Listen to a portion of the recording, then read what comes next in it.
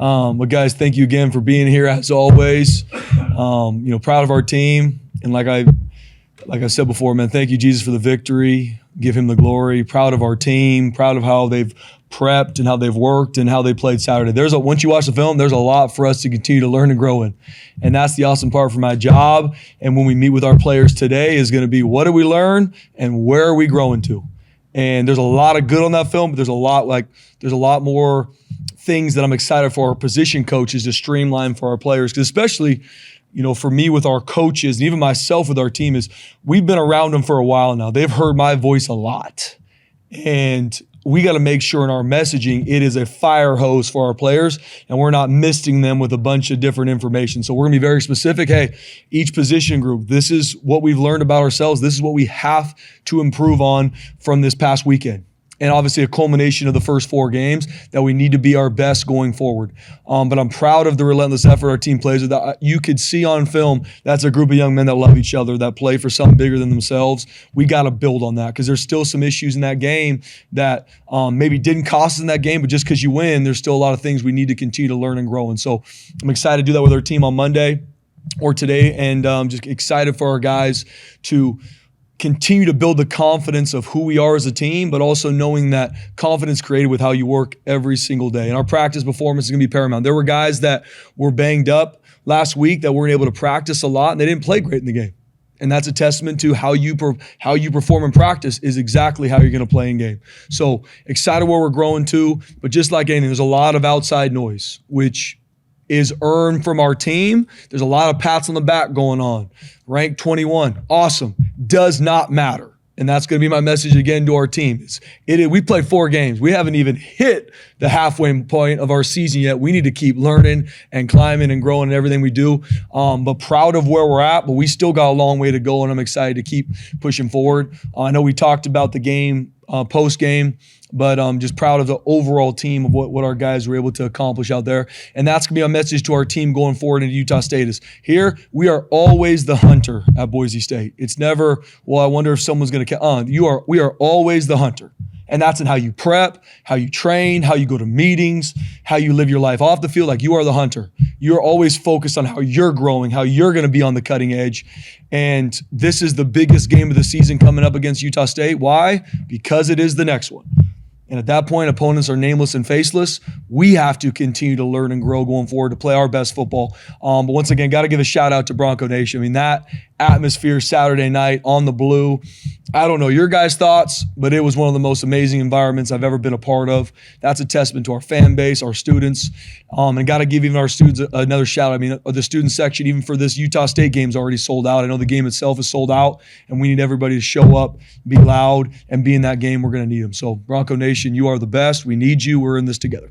You mentioned the outside noise in the last couple of weeks. Is that because you think you might have a team that could be an issue for? Or you're trying to get in front of it? Do you feel like you have, whether it's with playoff projections, with what Ashton's doing, like, do you feel like you have a team that's going to be able to do a pretty good job of putting that stuff to the side? Well, I think every single college football team has to deal with outside noise, BJ. And it's either negative to where, why are you losing? Why is this not going well? You got to fight that. Or when you're successful, you fight the pats on the back to where the easy thing to do is then become very comfortable and relaxed with your prep because everyone's telling you you're doing a great job, which is the only reason you're doing a good job is because of how you prepped and how you worked. And the second you take your foot off the gas, that will catch you. So I think it's something that time will tell how we handle dealing with the outside noise, because I don't think it's human nature to where you hear, and the easy thing is, oh, it's from the media. No, it's from everybody. It's from parents. It's from anybody. Like, our players are getting inundated with outside noise, me included. And that's for every football player, every coach in the country is dealing with that. Now, how do we do it better? How do we make sure for our players they stay true to their process and their prep to make sure, yes, something you did good, something you didn't do good, that's great, but none of the things that are being talked about outside this building move the needle for our team. What moves the needle for our team is us working, is us practicing our best week of practice. Our best meetings have to be tonight. That's what moves the needle. So I am very intentional with our guys on how to handle some of the outside noise. And it's going to be the same this year, next year, and the years to come, because that's the landscape of college football. And it's the landscape of what we do, and we got to do it better than somebody else. It could be criticisms or pat on the back. I mean, is there a different way to deal with either one of them, or are they kind of both the same, one and the same? I see them as one and the same because for our players, we as coaches are very direct with them. We are clear and concise with our teaching of this is what you did well, and these are the 2 or 3 things we need you to grow in. Regardless what people on the outside think, regardless what maybe some other voices into our players feel, this is what we need you to improve and grow on, regardless of what happened on Saturday or what happened in the weeks prior. So regardless where you're at as a team, we could be in a very different situation. And I would still talk to our players about how to deal with outside noise, and it's no different for coaches.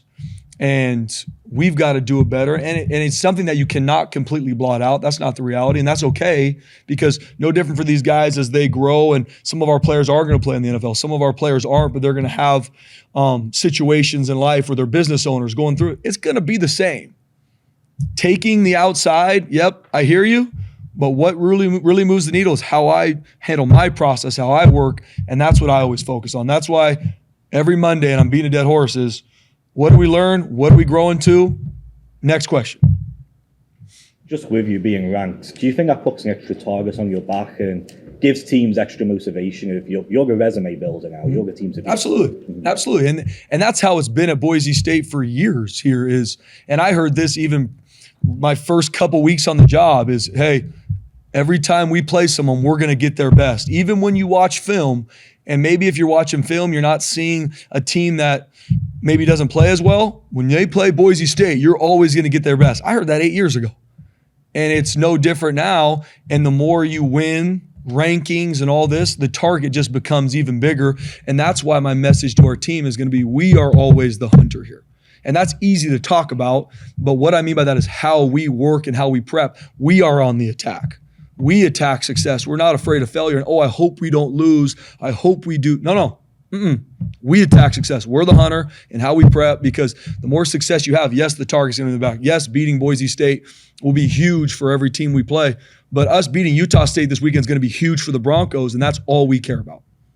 What does Utah State do best, let's say, on offense? They've used 2 quarterbacks, I think, because of injury differences. What stands out in this? Yeah, but first off, I mean, and I know Nate Dreiling, not super well, but I've known him just over the years as a defense. I think, very highly of him as a defensive coordinator. He was at New Mexico State.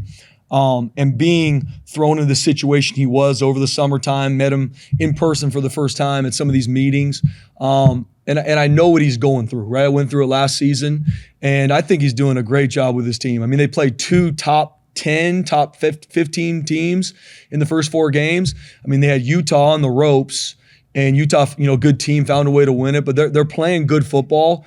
I know he's doing the defense, being the head coach. He's got good coaches around him, and he's got really good players too. I mean, they did a great job in the transfer portal. They got a bunch of New Mexico State players that obviously came with him, and then some other ones from around the country. So I know they're going to be well coached, and they're going to play extremely hard. I mean, he's going to do a great job with their culture to make sure that those guys show up Saturday night playing hard. They're also coming off a bye week. So we know we're going to get a lot of different recalls from their offense, their defense, and their special teams, because they've had a week, we're going to be 2 weeks come kickoff, that they can look at Boise State and say, how can we attack them and get that big time win on the blue?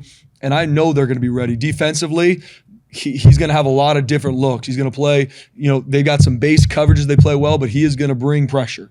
And he does a great job of bringing in a lot of different situations to create confusion for the quarterbacks. Then offensively, they're staying true to kind of who they've been over the years. They're going to use every inch of the field. They're going to put receivers on the sideline, which puts defense in conflict, because you got to deal with space where if in different situations, you don't have to deal with all that space. We're going to have to deal with all 53 and a third, and they've got some weapons to where bubble screens, now and go. It's tough because of the space. And they've got all 5 returning starters on the offensive line are back. So, I mean, they're going to be able to move the ball. They got to do a lot of different run schemes offensively. So they're going to put, defense in conflict. And they put up points on everybody they played, including, some of those top teams. So, and we know we're going to get their best. I know Coach Dreiling. I know how they're going to be coached. I know the talent they have there. They're going to keep getting better, and we're going to see their best on Saturday. And they're going to see ours too. On the offensive line, I think you prefer you'd have 5 dudes to play every snap together the whole year. That'd be ideal, right? Yep. at center right now, you guys it's like a 50% snap split with Holmes and Steele. What is Jason doing to continue to, make you guys want to get him into these games? Yeah, Jay, Jason and Zach are doing some really good things.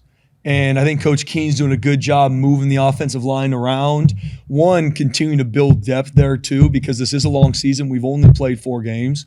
And Jason stepped up a lot. I mean, he's a phenomenal young man, lives in the film room, loves his teammates, and he's continuing to get better. Zach's done some good things to now. So we're going to continue to rotate and continue to give more reps to guys that are playing better, but they've both done a really good job. We're going to continue to find ways to mix and match our O-line, and they've done it. I mean, we've given up one sack all year, testament to our protection, testament to Maddox getting the ball out in time. And obviously we've done a great job moving the football in regards to our run game. So we're going to continue to mix and match that, Jay, but they've both earned the right to play on Saturday, and we're going to see both of them coming this weekend too. Mason has obviously missed playing time. Yep. How much else has he missed? It seems like he is still so freaking involved. Mason Randolph, man, you talk, and guys, I was going to tell you, he's out for the season, just so you guys are aware. I mean, Mason Randolph will miss the remainder of the season. But he is a guy, he's on our leadership group, voted on by his players, earned. And we just met earlier today, and he's going through a couple guys that he's meeting with to help them grow in our team and where they're at. I mean, he is locked in on the 2024 season to help be the biggest leader and mentor for not only the O-line, which he meets with and goes through things with the centers, with the interior O-line, but also our team. He's talking about other guys in the team that he saw in the game that stepped up, that we need to keep pushing. And this is a guy, Mason Randolph is locked in on this team, and we need his leadership. And it's going to not only help our team now, but it's going to help him in the future stepping into even a bigger leadership role next season.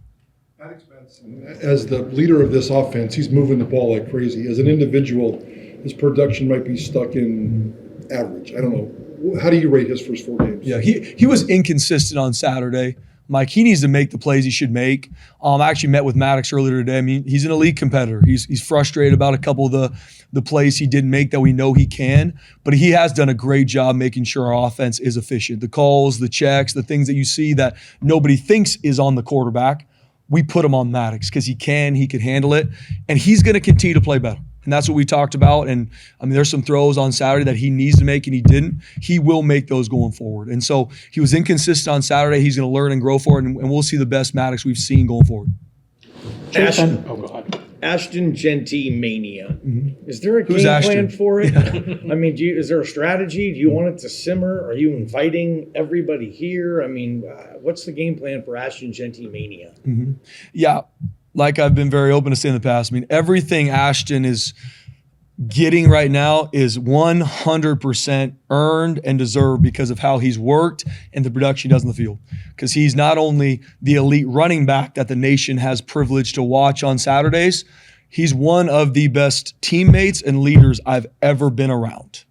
A guy that deeply cares about his teammate, lives in the training room, lives in the film room, and wants nothing more than the success of our entire team. Not what can this team do for Ashton. Ashton is all about this team. So all the things that's being talked about Ashton is deserved. He is the best player in the country. Now, for me, I meet with Ashton on this, I got to continue to find ways to protect Ashton too. And I'm not talking in regards to on the field. I'm talking about some of the outside noise going on, because all this is coming about not because Ashton had a great couple interviews. It's because he's doing it on the field. And he's doing it off the field in regards to how he's leading his teammates and how he's being a pivotal part of our entire team. So we're going to continue to look for strategic ways with Ash to make sure nothing takes him off his grind, his path, his mission, and going to be smart with the times that he's speaking to the media and the times that he's pulled in situations. Because he could, I mean, if we open the gates for him, he could be on a podcast or meet with the media all day long, which will take away from him become the best version of himself and him doing what our team needs him to do. So we're going to be smart. We're thinking through some strategic ways. And I've told Ash, I'm going to be intentional to protect him, his time, to make sure he can stay focused on what really matters, which is his leading this team and him making sure that he continues to grow throughout the season. Chase Penry's been getting more involved in the offense. Obviously, the injury last year slowed him down, but what have you seen in his growth over the last few years? Chase Penry is a great teammate, I mean, even the first couple games, got a couple reps, not a ton. Latrell gets banged up, doesn't play on Saturday. Chase Penry steps up and has one of the biggest catches in the game on that 3rd and XL that he was able to jump forward and get the first down. That's what I love about Chase. I mean, he cares about his team. He's going to do the dirty work. And then when he's called upon to carry the flag and help our team, he did a really good job on Saturday, and we're going to need that from him down the stretch. What's going on with Prince Strong? So Prince, we missed him a couple times on Saturday. I mean, there's a couple times in the end zone where Prince is open and we don't give him the ball. And so we need to do a better job getting him the football, and Prince needs to do a better job being consistent in everything he does. And he's grown. He had a good week of practice next week. Now, my message to Prince this week is, can we stack 2 weeks of good practice back to back? Because for me, it is all about the team. I don't ever leave a game and think, well, who do we need to get the ball more because of this? No, it's what helps our team win. Now, Prince playing his best football helps our team, and we need that from him. We need him to do that in practice on Tuesday and Wednesday, and he had a good week last week. We need him to build on that. And I thought Bolt did some better things last week in practice. He had one of his better weeks of practice. Missed a couple times in regards to the throw and right through his fingertips on one, but the more you perform in practice and put it on film in practice, you will make those plays in the game. It doesn't mean it's going to be that Saturday. But when your number's called for our team, if you continue to do it in practice, it will show up in the game. So our receivers in general, I mean, Cam Camper's playing at a very high level, earned and deserved, and he's going to continue to do it. He does it in practice. What I see on Saturday night when the nation watches, I see Tuesday and Wednesday. Now I'm excited for the rest of our receiving core to continue to step up and do the same thing. Make the plays in practice, they'll hop in the game. But the reality of playing receiver, sometimes the coverage dictates the ball to go somewhere else. A couple for Prince, he was open, we just didn't give him the ball. And so that's something for our offense. We're going to continue to grow our pass game, and I know we will. I'm not sure what you're willing to say about James Ferguson Reynolds, but you had to obviously mid-game switch things up. Yep. That affected kickoff and holding and a lot of different stuff. So what'd you think of some of how that all shaked out, and what's the plan for this week? Yeah, BJ. So still working through with JFR. I mean, right now he's banged up. He was in the training room earlier today. I know our doctors are working through it to see is he going to be available this weekend? Is he not? It's going to be on the fence to see if he's going to be available this weekend. We'll work through that. But I'm really proud of Jarrett Reeser stepping up. We needed him to. I mean, we need to be more consistent with getting touchbacks. And obviously when the ball gets taken out, our kickoff coverage is improved. We improved on that. Still not where we need to be at from a special team standpoint. There's still a lot of meat on the bone. But I'm proud of our guys stepping up. Terrence stepping up and being our punter in game. Did in practice, first time he had to do it for us in game. He did some good things. And especially for him, with James banged up, we'll see kind of where the injury is here the next couple of days, BJ. But Terrence got to be ready to roll. And Jarrett Reeser stepping up and kicking the ball to get majority touchbacks, huge for our team. The emphasis we put on special teams and winning the hidden yardage that we talk about that happens on punt and kickoff is huge. And we have not won that over these first couple games. We need to down the stretch. You kind of use the same analogy after the game talking about the passing game. I know you touched on Maddox a little bit earlier, but how do you get the meat off the bone, I guess, when it comes to that? And in a weird way, is it encouraging at all that you're averaging over 45 points per game and you still feel like there is room to grow? Yeah, as a coach, there's always going to be things that you look at, regardless, even in the run game. Like right now, we're doing a really good job running the football.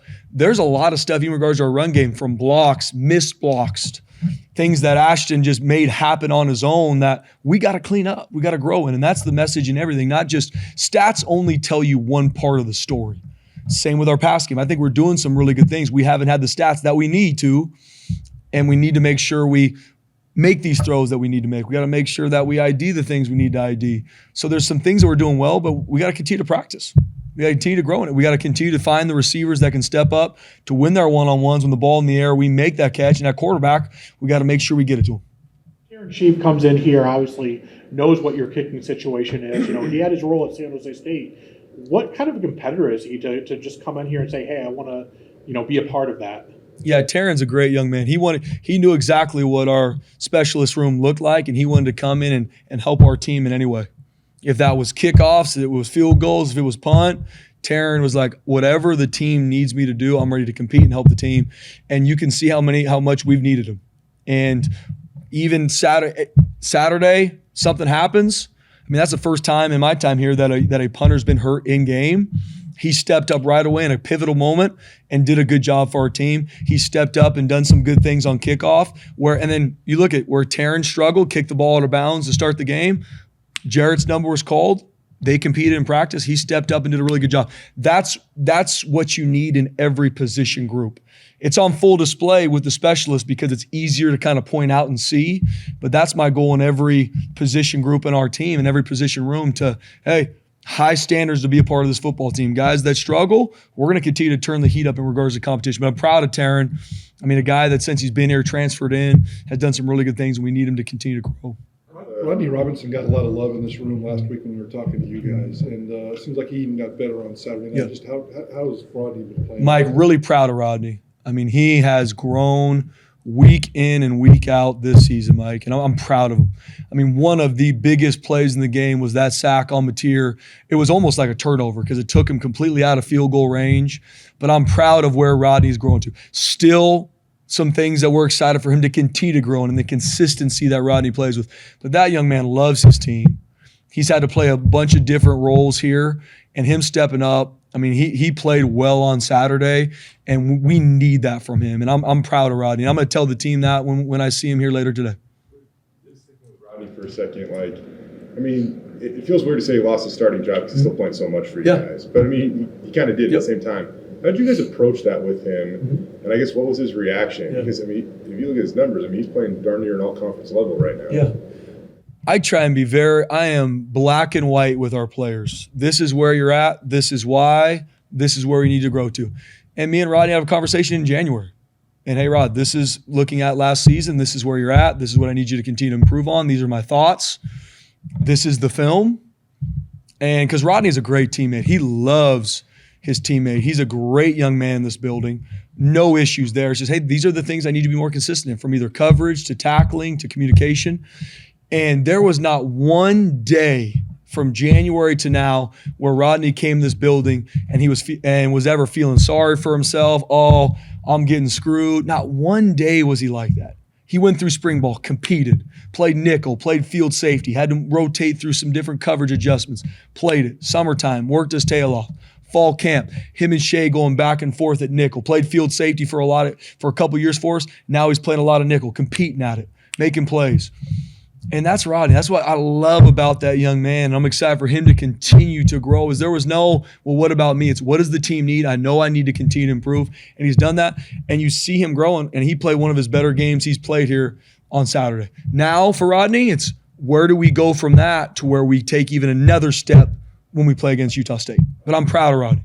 Yep. How do you evaluate the defense overall? I mean, you guys, some of the stats don't look great. You're 93rd in takeaways. You're 86th total defense, 109th passing defense, and third downs like 120th. But you lead the nation in sacks, and you're 3-1. And you know, it seems like they're playing well. Just some of the stats maybe don't equal that out. I mean, where are you through the 4 games with the defense? Yeah, BJ. I mean, like I said, stats tell you a little bit about the picture. Even number 1 in sacks doesn't make, like where I sit at home at night and think that we're one of the best pass rushing groups in the country. It tells you a little bit of the picture. What I am very proud of our defense is what we have asked of them to grow in, they have grown in. And what we asked of them, what we knew was going to be a huge part for our team winning this game, was we know we had to get after their quarterback. Mateer is one of the best quarterbacks in the country. I thought Coach Chins did a great job putting a plan together, knowing that we knew that if he got loose and that he had all the time in the world, that's going to be a very, very tough team to beat. And being able to get 8 sacks in the game, keep him off his mark, create the pressure and confuse him, helped our entire defense. Yes, there's still a lot of things. Like there's a couple times in the game where we missed 4 or 5 tackles on one play. Has to improve. Third downs. I thought we did a really good job on third down in the game. Now, we gave up some late that we can't give up. We gave up a couple 4th downs, 4th and longs. Can happen. But, I mean, 2 of 5 on 4th down was their offense. Huge plays in the game. So even though they got their yards, we gave up some things we shouldn't. That's going to be our job as coaches to get that fixed. I'm proud of how hard that defense played. They were relentless on Saturday night. Does not mean perfect. Does not mean there's a lot of stats and issues that we need to continue to fix and improve on, BJ, because we're by no means playing at the level we need to for us to continue to win the games we need to win. But I'm proud of where we're at. I'm proud of a defense where Georgia Southern struggled significantly on third down, played better the next week. Like that's the group we got. And we need to continue to work that way. And it's gonna be no different when we start meeting with them today on Monday. So there's some things we're doing really well. There's a lot we need to continue to learn and grow in. No different offensively. Yes, there's some really good statistics. There's some that aren't. What do we learn? Where are we growing to? So when you look at it on the film, there's some things that I'm very proud of, but there's also some things that I'm excited to show our team tonight. Like, guys, this is not who we need to be defensively. This is why we got caught up in some situations. Eye control, tackling. But I can promise you this on that film, there's 11 guys absolutely running their tails off and hunting on our defense. Now we got to continue to clean it up. With Matt Lauder, he had 70 yards after the catch last week. Kind of confident. I don't know if a Boise State tight end's ever had 70 yards after the catch. Most explosive guy at that position you've had since you've been here? He's up there, to be honest, Jay. I mean, and I'm so proud of Matt. Like I've talked about before, first couple games, didn't maybe get the production that we were hoping for him to have, but he was doing everything we asked of him. Blocking his tail off, doing the dirty work, had a couple catches, big catches, but not the overall stats that one would look at. And he's coming into his own. I mean, Matt Lauder is a matchup nightmare for defenses. He really is. And he practices like it. Now, there's even some things on film for Matt. Had a drop, had a couple other things that we need him to grow in. And that's what I love about this game is it's, yes, the stats tell you a picture. Yes, some of the things that get talked out outside tell you a part of it. But Matt, you did some good things, but I'm excited for you to grow in these couple areas this week. And knowing Matt Lauder, he's a big-time competitor. He's more excited to grow in those things than he is looking at the things he's done well. When you head into conference play, what are some of the challenges, with it facing teams that are more familiar with you than, say, the first 4 games you played? Yeah. I mean, when you go into conference, we know these teams, they know us. And so now it's going to be, yes, there's going to be schematic switch ups in all 3 phases, but it's going to be the group of guys on that field at one time that do their job, make the plays they should make, and who's going to play hardest. I believe that because the schematic stuff, we know them, they know us. There's going to be schematic issues on either side. What team's going to do their job consistently and make the plays they should make, and what team goes out there and plays the hardest for 4 quarters? You mentioned the nameless face, but obviously this is a game that will go for that goal right up there. No question. What's kind of what's kind of that trying to keep it the nameless face like? Yeah, it's no different if this was a conference game or a non-conference game. It's still the most important game in our season because it is the next one. And yes, it is a conference game. Yes, it is a team that we know we're going to get their best. It's the most important game because it's the next one. And we know it directly correlates to us having an opportunity to play in a championship game. That's down the road. We got a great Utah State team coming to town, and we got to be ready. With that said, is there any emphasis? I know it was used to be championship week or whatever, every week, in conference. But I mean, to get to the CFP, to do all that, you have to win the conference, and that starts this week. I mean, is there any reminder, I guess, of the conference trophy you're playing for, or does that become any kind of different goal, starting with conference play? Yeah, I mean, it's at the top of our team room. I mean, winning our conference is a goal that we go into every single year to do. This is our first conference game, and we're going to approach it no different than any other game this season. Like, it's the most important game because it's the next one. I believe in process, and I don't say this as a way to dumb down messaging, but I believe in process. We have to continue to improve our process from what did we learn from the first games, what did we learn last Saturday night, and how do we as a Boise State football team play our best football on Saturday? Because that is really all that matters. Mountain West Championship, college football playoff. Guys, that is months away. But if we look at those things ahead of us, we're going to trip and fall and crash against the rocks because we're worried about things we don't control. What we control is at 5 o'clock on Saturday night, we're going to go toe-to-toe with a really good opponent. We better prep our tails off and have our best week to earn the right. Going back and watching some of Ashton's runs, is there any moment that just immediately pops out to you? Just because, he had a number of crazy ones. But There's no question.